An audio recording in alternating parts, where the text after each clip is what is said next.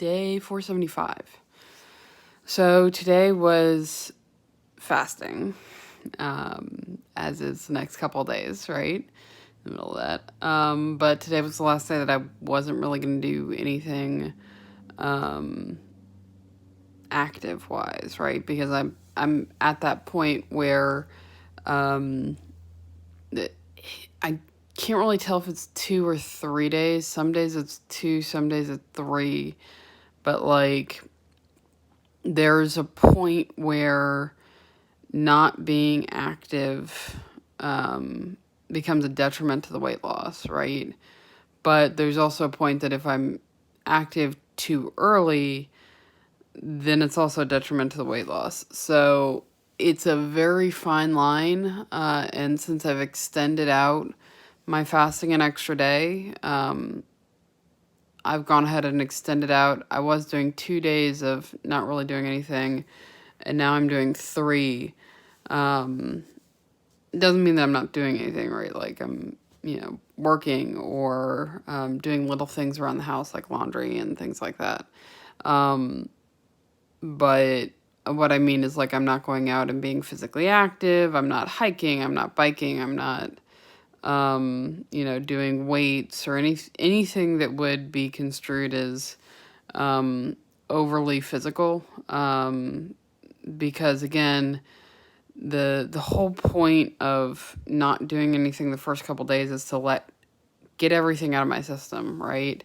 And the past times that I have worked out in that brief time period, you'd think like, okay, first day would be a great day to go be active because you would have the most energy coming off of food. But it also, and that might be the case activity wise, but then your body wants to like hold on to everything. It's like, oh wait, you don't want to eat anything, but you also want to be active. And so I'm just going to hold on to everything that's in your system. And therefore you're going to lose a lot less the first couple days.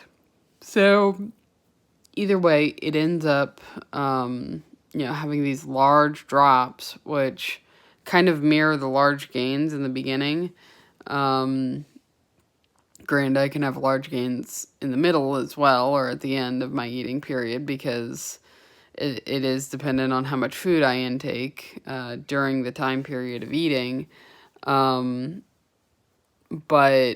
my fasting is singularly, at a point where I think I've gotten it as efficient as possible. And I think I've gotten it to a point where, like, I know what's going to happen. And I can predict, so long as I am eating a certain amount of days, I can predict roughly how much I'm going to lose on a fast, depending on how many days I fast. Like, from the beginning, it's been 18 to 20 pounds on average, sometimes going higher depending on what I do when during the fast, right? So it's a very standard set, and it does require that kind of get back to consistency food-wise before fasting again. But hopefully, even though like this last round, right, I went up to the same amount that I did the last time, my hope is that I'll still get under 195.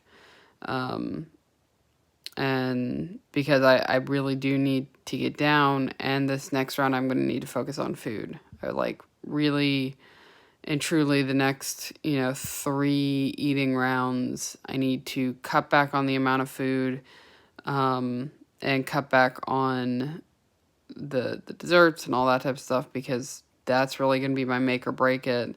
Because like I said, my fasts are, kind of standard at this point of how much I'm going to lose. The question is really, how much do I gain during the eating weeks? So I've got to cut back on that in order to also get the losses that I'm looking for. So we'll see how the scale goes tomorrow, and keep it going from there.